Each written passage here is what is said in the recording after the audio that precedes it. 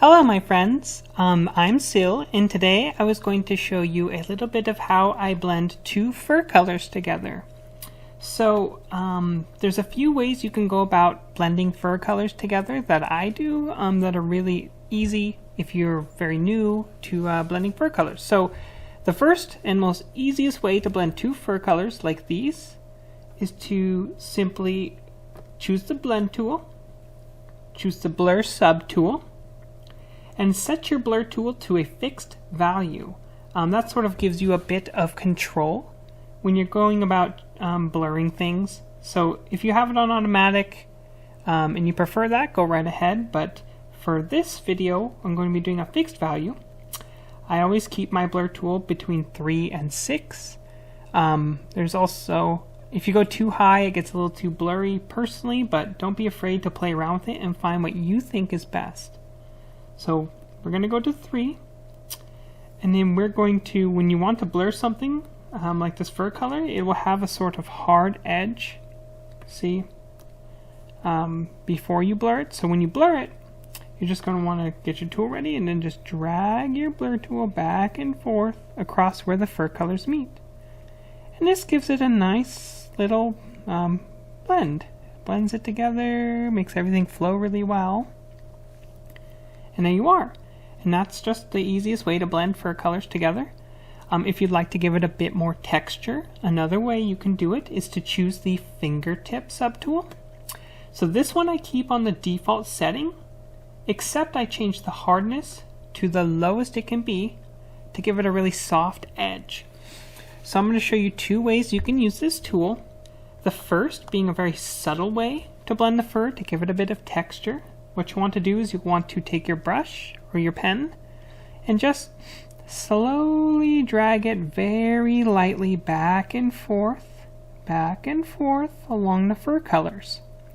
And that gives it this nice little texture to make her look a little bit more fuzzy.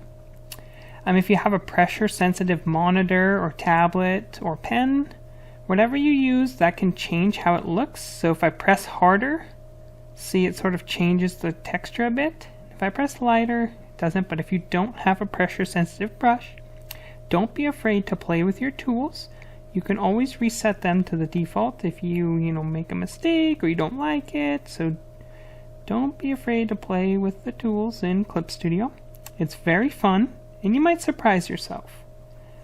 So this is what a very light texture looks like. Now if you want a more heavy texture, you just want to do the same thing you were doing before, but drag it a little bit further each way. And make sure you keep your brush strokes light, and don't be afraid, just back and forth.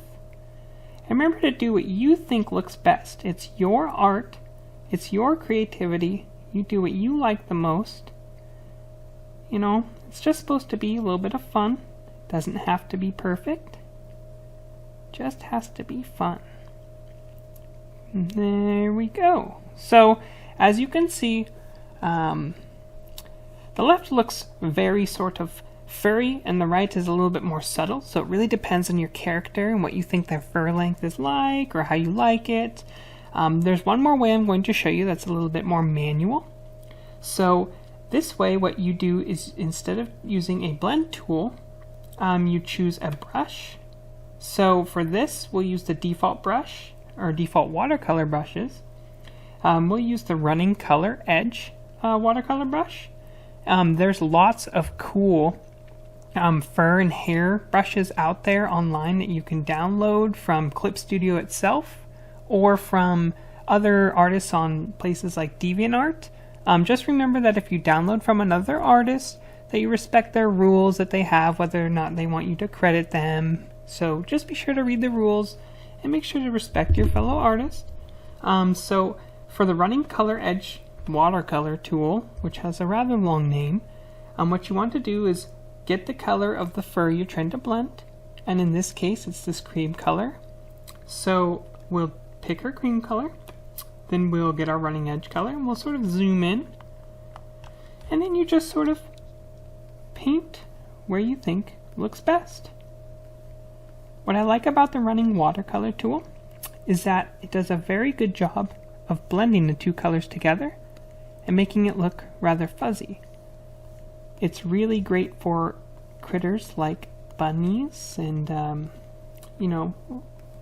anthro characters that are really, really fuzzy instead of as furry.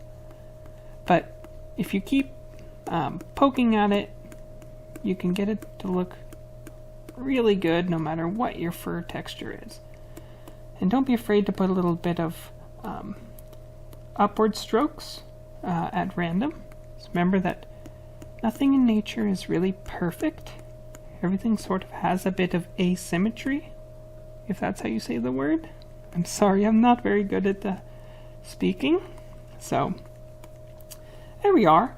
So if we zoom out, we can see we've sort of got some different fur textures on this character. So we've got the fuzzy and different fur shapes here. So you remember to do what you think is best. These tools are just meant to sort of help you and broaden maybe how you are working on your art. So you do what you like the most. I'm very appreciative for you tuning in, and I hope that you learned a little something today, and I hope you have a wonderful day. I will see you, and I'll see you all again in the next video. Goodbye, my friends.